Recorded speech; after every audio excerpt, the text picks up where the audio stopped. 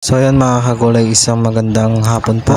Papakita ko lang po sa inyo dito yung kalagayan ng mga magsisibuyas dito sa Bungabon. So ito pong pinapakita ko po sa inyo, ito po yung sibuyas pa ni tatay na nasa 60 hanggang 70 days na po ito. Sa kanya po mga kagulay, medyo naguhulog na siya ng laman. At karaniwan po kasi sa sibuyas nasa 100 hanggang 120 days po ito bago bunutin. So ngayon po, papakita ko lang po sa inyo yung kalagayan ng katapat na bukid dito sa malapit sa amin. So ito kasing katulad dito sa amin, tatlo kasi yung nagiging kalaban ng mga magsasaka ngayon dahil sa panahon, sa presyo at sa uod. So yung ito, katulad dito, kung ito man ay makalusot sa uod, sa generator, okay naman kami sa patubig. Ang nagiging problema naman po yung presyo. Kaya sa ngayon po, kahit po ang presyo po ngayon ng sibuyas ay nasa 30 hanggang 35 po ang running price, medyo tagilid pa rin po ang mga magsisibuyas dito kahit ganun po mga presyo. So sana mapansin po itong mga hinaing ng mga magsasaka ng Bungabon para naman po mapataas pa yung 30 pesos na presyo para sa mga magsisibuyas. So nakakalungkot lang dito sa katapat namin bukid. So ito nga ipapakita ko sa inyo na dalawa po ang naging kalaban niya dahil nga ito ay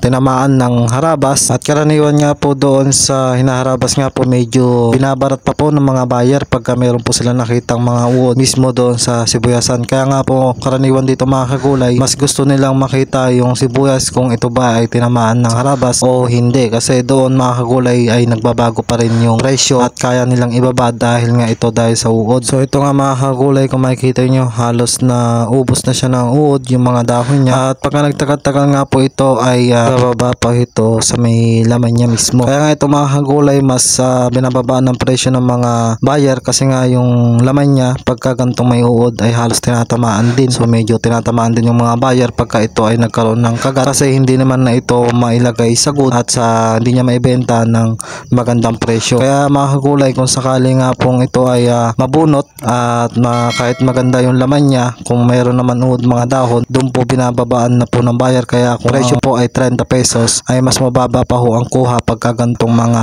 may uod yung kanilang mga sibuyas. Kaya yung ibang magsisibuyas dito halos sinihintuan na lang ang alaga dahil nga halos wala naman na silang mapapala dito pagka ganito po ang nangyari. So makikita nyo nga dito mga kagulay na talagang kinagat na ng mga uod, at makikita nyo halos napudpud na ng harabas. So dahil nga naging kalaban dito dahil sa mainit na panahon, at yung isa pa nga dito yung naging presyo. Ito pong sibuyas na to ay talagang tinamaan. Medyo sasama talaga ang loob mo pagka ganito po ang nangyari sa inyong sibuyasan, kasi halos lahat ng pinaghirapan nyo sa gabi-gabi na pag-i-spray nyo ay mababaliwala dahil sa baba ng presyo, at kalaban pa nga dito yung mga harabas. Kaya sana mapansin po ito ng ating mga departamento dito sa ating Pilipinas, yung ating mga magsasaka, dahil mas kawawa po itong mga tinamaan din ng uod. So yun doon yung nga sa mga hindi masyadong inuod, halos tagilid na sila sa 30 pesos. Sana po maitaas din yung presyo para po yung mga inuod po ng mga sibuyas ay kahit paano tumaas din po ang maginturing at hindi po baratin ng mga buyer, kasi magaganda naman po ang mga laman nito. Medyo tinamaan talaga sa dahon, pero yung ibang mga inuod ay hindi pa naman po tinatamaan yung kanyang mga laman. So magaganda naman po nagiging laman ng mga ganto, kasi kahit naman pudpud yung dahon ay halos nahulog din naman ito ng laman, at diretso rin naman sa pag-aalaga ng mga pataba at sa tubig. So nagiging problema lang ng mga buyer ay yung meron ng uod, dahil halos